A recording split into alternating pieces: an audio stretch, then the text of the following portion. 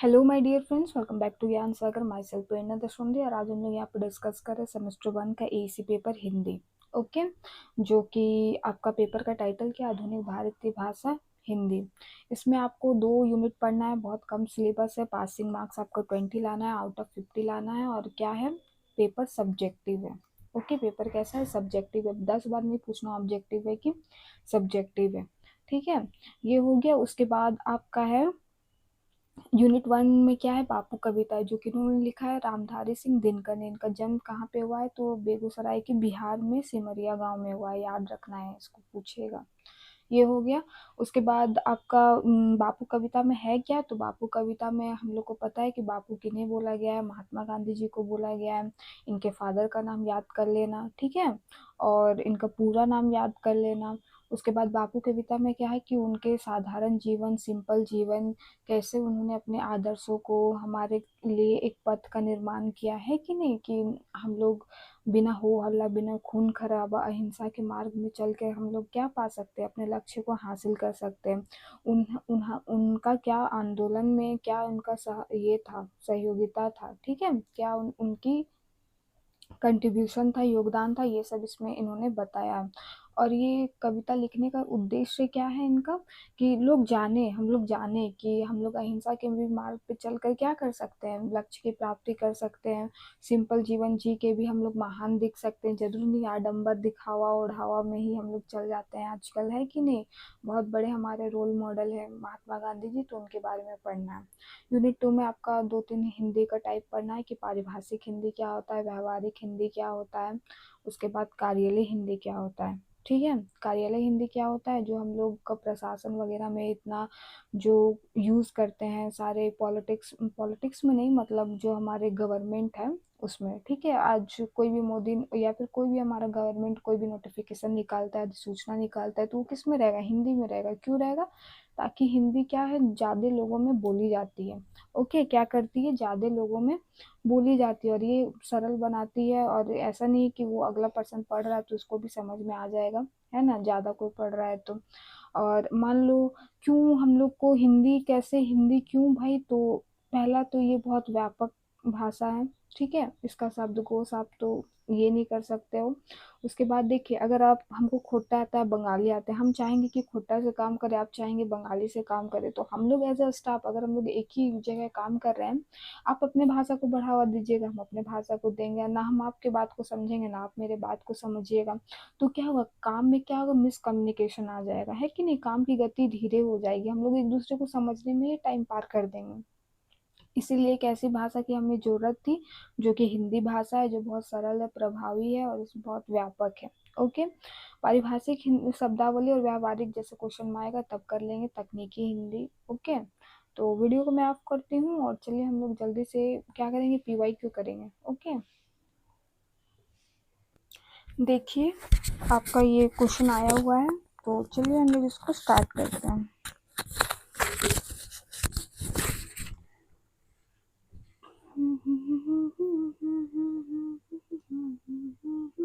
Group A में देखिए आपको 5 क्वेश्चन है। 5 क्वेश्चन का पहला क्वेश्चन क्या है आपका, बापू पुस्तक की रचना किसने की है, किसने की है, रामधारी सिंह दिनकर ने की है। ठीक है, जिनको राष्ट्र कवि भी बोला जाता है। उसके बाद देखिए, बापू पुस्तक के एक खंड का नाम लिखिए। एक खंड का आप पता रहेगा तब ना आप लिख पाइएगा।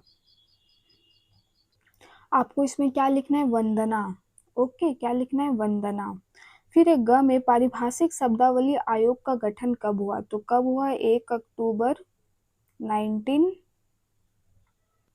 1961 में हुआ है। ओके, चलिए, ग तो हो गया आपका। घ में है, रामधारी सिंह दिनकर किस राजनीतिक दल के शासन काल में राज्य सभा के सांसद बने, तो क्या होगा यहाँ पे, कांग्रेस होगा। ओके, अंगम में है, रामधारी सिंह दिनकर का जन्म कब और कहाँ हुआ, तो इनका कहाँ पे हुआ था, ये हम लोग को याद है, क्या हुआ था कि बिहार के, ठीक है, बिहार के बेगूसराय के सिमरिया गांव में हुआ था। ओके, बिहार के बेगूसराय में सिमरिया गांव में हुआ था। ओके, याद कैसे रखना है, रामधारी सिंह, सिंह सिंह अधिकतर लोग क्या होते हैं, बिहारी होते हैं। सिंह क्या होते हैं, अधिकतर लोग बिहारी होते हैं। अब इसमें डिबेट मत करने लगेगा, जस्ट फॉर आपका याद रहे इसलिए बोल रहे हैं, ठीक है। ग्रुप बी में देखिए, क्या क्या क्वेश्चन है आपका कि बापू पुस्तक की अंतर्वस्तु पर प्रकाश डालिए। ख में बापू पुस्तक के आधार पर महात्मा गांधी का चरित्र चित्रण कीजिए। आप ये नहीं भी पढ़ के जाएंगे तो आराम से लिख के आएंगे, है कि नहीं। ग में पारिभाषिक शब्दावली को स्पष्ट करते हुए इसकी विशेषताओं का विवेचन कीजिए। फिर है कार्यालय हिंदी को स्पष्ट करते हुए इसके विभिन्न स्वरूपों का मूल्यांकन कीजिए। सारे हिंदी में सबसे इंपॉर्टेंट आपका कार्यालय हिंदी है बाबू, बाकी नहीं पढ़ेगा तो नहीं पढ़ना, लेकिन कार्यालय हिंदी पढ़ के ही जाना है, ठीक है। अंगम है व्यावहारिक हिंदी को स्पष्ट करते हुए इसकी उपयोगिता और रेखांकित कीजिए। पढ़ना सब है लेकिन ध्यान ज्यादा उस पे देना है। ओके। अच्छा, कहाँ हुआ था ये बता दिए, कब हुआ था, 23 सितंबर को। ओके।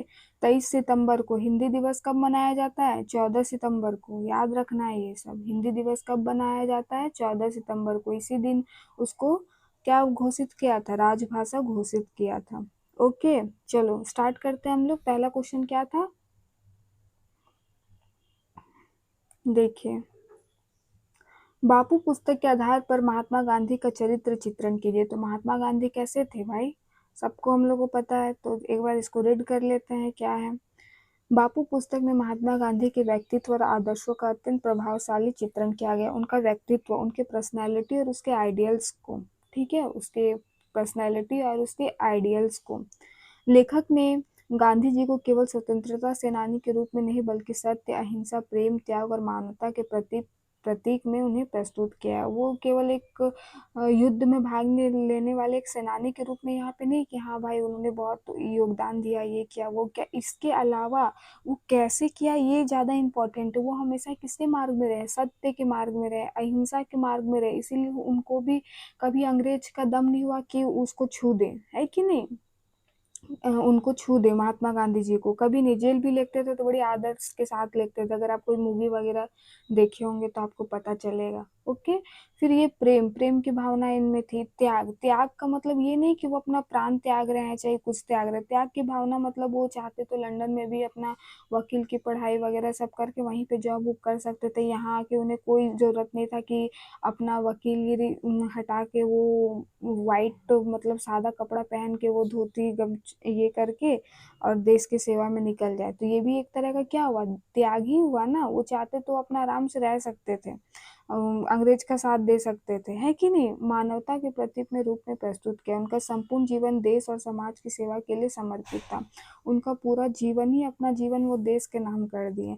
साथ ही साथ उनकी जो वाइफ, उनके माता पिता, हम लोग का सबका क्या करना चाहिए, उनका आदर सत्कार करना चाहिए। क्यों करना चाहिए, क्योंकि जब तक आपका पेरेंट्स साथ नहीं देंगे, पेरेंट्स साथ देने के बाद जब तक आपकी पत्नी साथ नहीं देगी आप उस काम को अच्छे तरीके से नहीं कर सकते हो, है कि नहीं। तो उनका भी बहुत बड़ा योगदान रहा है, पता है ना। अब इनका व्यक्तित्व कैसा था वो जानिए। तो महात्मा गांधी अत्यंत सरल थे, बहुत सीधे साधे थे, विनम्र थे, अनुशासित व्यक्ति थे, डिसिप्लिन वाला आदमी थे, ठीक है। उनका जीवन सादगी, आत्म संयम और नैतिकता का आदर्श उदाहरण था। वे अपने विचारों और व्यवहारों में पूर्ण समानता रखते थे तथा स्वयं ही करते थे जिसकी शिक्षा दूसरों को देते थे। ऐसा नहीं कि हम लोग को आजकल क्या है, हम लोग ज्ञान बहुत अच्छा देते हैं कि नहीं, दूसरा को समझाने बोलो, दूसरा का ये करो, कोई भी मैटर हो सकता है आपका फ्रेंड के साथ आपका झगड़ा हो गया, आप अपना सुलझा नहीं पाओगे लेकिन उसको पूरा ज्ञान दीजिएगा। अरे पढ़ो ना, 8 घंटा तो पढ़ ही सकता है, क्या दिक्कत है, रूम में भी पढ़ सकता है, लाइब्रेरी जाने की जरूरत नहीं है। लेकिन वो हम लोग खुद अपने में करते हैं तो फिर हवा टाइट हो जाता है कि नहीं। तो यही है, वो दूसरा को देते थे तो खुद भी वो चीज करते थे, वो अपना काम करते थे। उसके बाद देखो, सत्य एवं अहिंसा के पुजारी थे। सत्य, कोई भी कंडीशन आ जाए, हम लोग खराब कंडीशन आने लगता है तो हम लोग, अगर कोई बहुत ज्यादा भी सत्य कभी झूठ नहीं बोलता, वो भी झूठ बोलना शुरू कर देता है, लेकिन ये क्या थे, एकदम कभी नहीं। ओके। गांधी जी का संपूर्ण जीवन सत्य और अहिंसा पर आधारित था। उन्होंने अंग्रेजों के विरुद्ध संघर्ष में हिंसा का मार्ग नहीं अपनाया बल्कि सत्याग्रह, अहिंसात्मक आंदोलन के माध्यम से स्वतंत्रता प्राप्त करने का प्रयास किया। गांधी जी के सब इतने बड़े भक्त थे, अगर वो एक इशारा कर देते ना तो सब हमला मचा देते, लेकिन उन्होंने क्या, उस मार्ग को चुना ही नहीं, ठीक है। इसीलिए बहुत किसी का झगड़ा हो जाता है गांधी जी और सुभाष चंद्र बोस, नहीं सुभाष चंद्र नहीं, चंद्रशेखर आजाद को चुनने में, है ना। और देखिए, वो सुभाष चंद्र के भी गुरु, उनको गुरु मानते थे, लेकिन इन लोग का रास्ता, एम सही था, लक्ष्य सबका एक था, लेकिन क्या था, तरीका सबका अलग। वो चाहते थे, उन्होंने आजाद हिंद फौज का स्थापना किया, उन्होंने बोला कि अगर घी सीधी उंगली से ना निकले तो टेढ़ी करनी पड़ती है। महात्मा गांधी जी बोलते नहीं, हो जाएगा, हम उसको पिघला के करेंगे, है कि नहीं, भले समय लगेगा। तो ये बात था। अब देखो, सत्याग्रह और अहिंसात्मक आंदोलन के माध्यम से स्वतंत्रता प्राप्त कराने में प्रयास किया। उनका विश्वास था कि सत्य और प्रेम से सबसे बड़ी शक्ति प्राप्त तो हो सकती है। अगर आप सत्य हो और आप में प्रेम की भावना हो, त्याग की भावना हो, तो आप कुछ भी कर सकते हो। फिर राष्ट्रभक्ति एवं समाज सेवा। देखिए, गांधी जी महान राष्ट्रभक्त थे। ये इनमें देशभक्ति कूट कूट के भरी हुई थी। किसी को भी बताने का जरूरत नहीं है, ना उनको प्रूव करने का जरूरत है कि नहीं। उन्होंने भारतीय स्वतंत्रता आंदोलन का नेतृत्व किया था। देशवासियों में राष्ट्रीय चेतना का विकास किया। उन्होंने केवल अपने ही वो योगदान नहीं दे रहे थे, वो लोगों को जागरूक भी कर रहे थे। भाई उठो, जागो, मत सो, अब चलो, क्या करो, देशभक्ति करो। उनमें राष्ट्रीय चेतना पैदा करते थे। उनमें स्वतंत्रता की मतलब होता है ना, स्वतंत्रता को फील करने के, आफ्टर फ्रीडम, आफ्टर स्वतंत्रता हमें कैसा लगेगा, ये चीज उनमें डालते थे। उसी को राष्ट्रीय चेतना बोलते हैं कि भाई धरती हमारी माता है, हमारा ही घर है कि नहीं। चलो देखो, उन्होंने अस्पृश्यता, जाति मतभेद, छुआछूत और सामाजिक कुरीतियों का विरोध किया तथा सभी धर्मों के प्रति समान सद्भाव या सम्मान भावना रखी। उन्होंने जो भी छुआछूत था, डिस्क्रिमिनेशन था, जाति मतभेद था, लिंग मतभेद था, वो गरीब अमीर निम्न वर्ग, इन सब से वो परे थे और सभी धर्मों को, सभी लोगों को एक मानते थे। ठीक है। चलो, ग में है क्या है देखो, पारिभाषिक शब्दावली को स्पष्ट करते हुए इसकी विशेषताओं का वर्णन कीजिए। बहुत अच्छा से ये सब हम लोग ना एसी पेपर वाला में किए हैं, उसको एक बार कर लीजिएगा ना, यही सब सारा क्वेश्चन था। तो देखिए इसका क्या है। सबसे पहले समझिए कि पारिभाषिक शब्द का अर्थ क्या होता है। ठीक है, पारिभाषिक शब्द का अर्थ क्या होता है, 2 लाइन समझिएगा तो अपने खुद से आप लिख के आ पाइएगा। देखिए, पारिभाषिक शब्दावली उन विशेष शब्दों का समूह है जिनका प्रयोग किसी विषय विशेष में निश्चित एवं मानक अर्थ में किया जाता है। इन शब्दों का अर्थ सामान्य भाषा से अलग और स्पष्ट होता है। जैसे हम लोग मैथमेटिक्स और इंग्लिश साइंस वगैरह में यूज करते हैं, तो वो सब भाषा क्या है, एक निश्चित उसका ये, उसका कोई आप उसका अर्थ नहीं समझोगे एट अ टाइम। वो जैसे हिंदी है, साहित्य है, सबका अपना अलग अलग सिनोनिम है, लेकिन उस टाइम अगर हम लोग कुछ अलग समझ लेते हैं तो चलेगा। ठीक है, लेकिन आप साइंस सब्जेक्ट पढ़ रहे हो और उसमें कुछ आप सिनोनिम निकालने का प्रयास कर रहे हो, क्योंकि उसका निश्चित अर्थ है, तो वो आपका क्या हो जाएगा, पूरा खराब हो जाएगा, पूरा एक्सपेरिमेंट ही खराब हो जाएगा, या जो आपका ज्ञान है वो पूरा मिसअंडरस्टैंड हो जाएगा, है कि नहीं। तो इसका एक क्या होता है, फिक्स होता है। ओके, चलो। और ये सामान्य शब्द से क्या होते हैं, अलग होते हैं। ये हमें डेली देखने को नहीं मिलता, या हम बोल चाल की भाषा में हम लोग प्रयोग नहीं करते, ये किताबी लैंग्वेज होता है। जैसे एग्जाम्पल हो गया ट्रिग्नोमेट्री, ज्योतिमी जिसको हम लोग बोलते हैं, स्क्वायर। ठीक है, ये सब क्या है, ये सब पारिभाषिक शब्दावली। किसी किसी चीज का होता है ना, इंग्लिश का इंग्लिश ही लिखेंगे। जैसे ऑक्सीजन, हाँ याद आया, देखो ऑक्सीजन आप हिंदी से भी यही लिखते हो और इंग्लिश से भी यही लिखते हो, और इसका एक फिक्स निश्चित इसका अर्थ है। ओके। बजट हो गया, धारा हो गया, ये सब क्या है, पारिभाषिक शब्द है। अब इसकी विशेषताएं क्या है। पारिभाषिक शब्दों का अर्थ निश्चित और स्पष्ट होता है, इसमें कोई सिनोनिम और कुछ ये नहीं, एक निश्चित इसका अर्थ होता है। ठीक है, इनमें द्व्यर्थी की भ्रम या संभावना नहीं रहती है। ये शब्द मानकीकृत होते हैं तथा पूरे देश में एक ही अर्थ का प्रयोग किया जाता है। और यहाँ अभी इस चीज का ये मतलब है, तो हम लोग को अगर कहीं और भी ये चीज पढ़ेंगे तो वही अर्थ होना चाहिए। अगर यहाँ पे हम लोग बजट का मतलब समझते हैं ये, तो अगला भी दूसरा किताब भी 10 क्लास में चल जाएंगे तब भी उसका मतलब हम लोग को वही समझना होगा। और साहित्य में क्या है, अभी ये घटा, काली घटा का घमंड घटा, घटा घटा 2 बार है। अब आप पे ऊपर है कि आप कौन सा घटा समझ रहे हो, है कि नहीं। चलो, और इनका निर्माण सरल, वैज्ञानिक और व्यवहारिक आधार पर किया जाता है ताकि शिक्षा, प्रशासन, विज्ञान और तकनीकी कार्यों में एकरूपता बने रहे। और एकरूपता, यूनिटी बनाए रखने के लिए हर जगह अलग अलग होगा तो फिर बच्चे कंफ्यूज हो जाएगा, मिसअंडरस्टैंडिंग हो जाएगा, है कि नहीं। अब देखिए, घ नंबर कार्यालय हिंदी क्या है। ठीक है, जैसे हम लोग को पता है कि हमारा देश क्या है, बहुभाषी है, बहुत सारे लैंग्वेजेस बोले जाते हैं, उसमें भी हम लोग हिंदी का प्रयोग करते हैं। क्यों करते हैं, यहाँ देखिए, कार्यालय हिंदी का अर्थ क्या है, पहले वो समझिए। कार्यालय हिंदी वह भाषा जिसके उपयोग कार्यालयों में पत्राचार, आदेश, अधिसूचना, प्रतिवेदन, टिप्पणियां, कार्यवृत्त तथा सरकारी दस्तावेज में निर्माण किया जाता है। कार्यालय हिंदी हम लोग अपने सरकारी हो, गैर सरकारी हो, सभी कार्यों में यूज करते हैं। चाहे वो हम लोग को पत्राचार मतलब एप्लीकेशन जो देते हैं हम लोग, जो कार्यालय में जो एप्लीकेशन देते हो, वो आप थोड़ी ना आप खोटा या ये से लिखते हो, क्या से लिखते हो, हिंदी से ही लिखते हो, है कि नहीं। आपको कोई सूचना देना हो, आपको कोई टिप्पण लिखना हो, ठीक है, तो सारा काम हम लोग क्या करते हैं, हिंदी से करते हैं, उसी को हम लोग कार्यालय हिंदी बोलते हैं। ये बहुत सरल और स्पष्ट होता है, इसमें अलंकार, अब आपकी पर्सनल अभिव्यक्ति मतलब आपका पर्सनल थॉट का, यहाँ पे फीलिंग का कोई जगह नहीं होता है, यहाँ पे आपको टू द पॉइंट लिखना होता है, ठीक है। फिर देखिए यहाँ पे विभिन्न इसका स्वरूप क्या है। कार्यालय हिंदी के प्रमुख स्वरूप में सरकारी पत्र, कार्यालय आदेश, अधिसूचना, परिपत्र, टिप्पणी, प्रतिवेदन, कार्यवृत्त, ज्ञापन, विज्ञप्ति विज्ञप्ति तथा आवेदन पत्र शामिल है। जो भी हम लोग अपना काम करते हैं, ठीक है, नोटिस निकालना रहता हो या फिर किसी चीज़ का टिप्पण लिखना रहता हो या कोई नोटिफिकेशन, अधिसूचना को क्या बोलते हैं, नोटिफिकेशन बोलते हैं, जो सरकार द्वारा पारित होता है। ओके, तो इन सभी का अपना निश्चित प्रारूप एवं उद्देश्य होता है तथा प्रशासनिक कार्यों में इनका व्यापक उपयोग किया जाता है। इसका सबका एक क्या निश्चित फॉर्मेट होता है अपना अपना, और सबका अलग अलग उद्देश्य होता है, ऑब्जेक्टिव होता है। इसकी विशेषताएं क्या है, देखिए कार्यालय हिंदी की, तो कार्यालय हिंदी स्पष्ट होती है, संक्षिप्त होती है। संक्षिप्त का मतलब छोटा है, ऐसा नहीं कि आप कभी 2 पेज का एप्लीकेशन लिख के गए हो, कितना भी बड़ा आपका कारण हो, एक ही पेज होता है कि नहीं। तो बहुत संक्षिप्त होता है और शुद्ध होता है। शुद्ध मतलब इसमें त्रुटि करने से क्या होता है, मिसअंडरस्टैंडिंग हो जाता है, यहाँ पे आपको एरर बहुत कम करना होता है। औपचारिक मतलब फॉर्मल होता है, आपको आपके प्रिंसिपल पे कितना भी गुस्सा आ रहा है लेकिन आपको विनम्र भाव से ही लिखना होता है कि नहीं। तथ्य परक होती है, तथ्य परक मतलब फैक्ट बेस्ड होता है, ये नहीं आप अपना फीलिंग के बारे में यहाँ लिख रहे हो।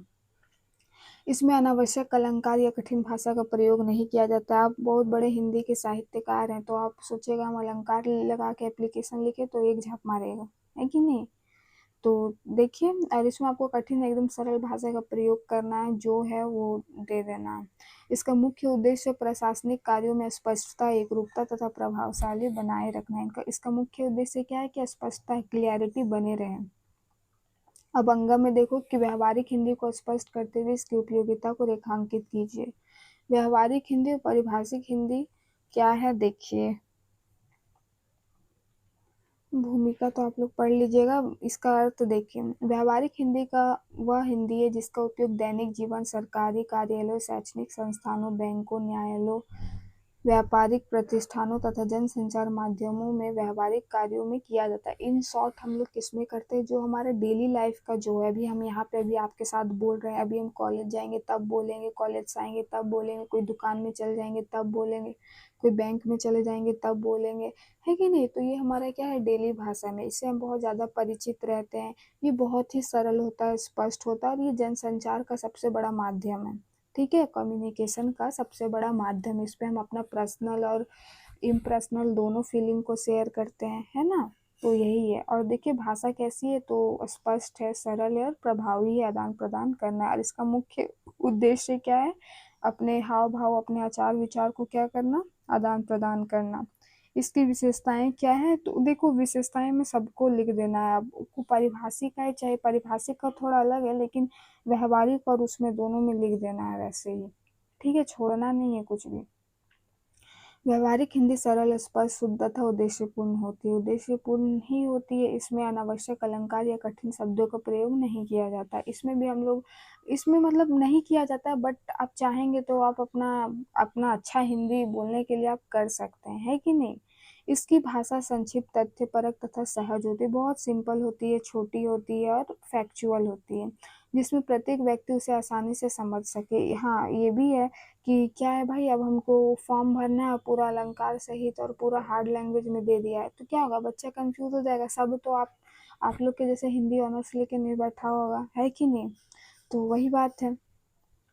इसमें पत्र लेखन, आवेदन, प्रतिवेदन, विज्ञापन, समाचार, ईमेल, कार्यालय पत्राचार तथा अन्य व्यवहारिक लेखन शामिल होते हैं। उसमें क्या था, अधिसूचना था, टिप्पण था, ठीक है, विज्ञप्ति थी। लेकिन ये सब में देखो हम लोग जो नॉर्मल पत्र लेखन करते हैं, देते हैं, ठीक है, इसमें भी आता है। विज्ञापन मतलब एडवर्टीजमेंट हो गया, समाचार पत्र जो आप घर में पढ़ते हो, ईमेल हो गया, ये सब हमारे क्या आता है, व्यावहारिक हिंदी में आती है। उसकी उपयोगिता कहाँ है, अभी ऊपर हम लोग पढ़े कि शिक्षा में, बैंकिंग में, न्यायपालिका में, मीडिया में, ठीक है, हर जगह ही इसका उद्देश्य है और ये अब बहुत ही सरल, महत्वपूर्ण है हमारे लिए और प्रभावशाली है। ठीक है, अब 1 नंबर का क्वेश्चन है तो देख लेते हैं एक बार इसको।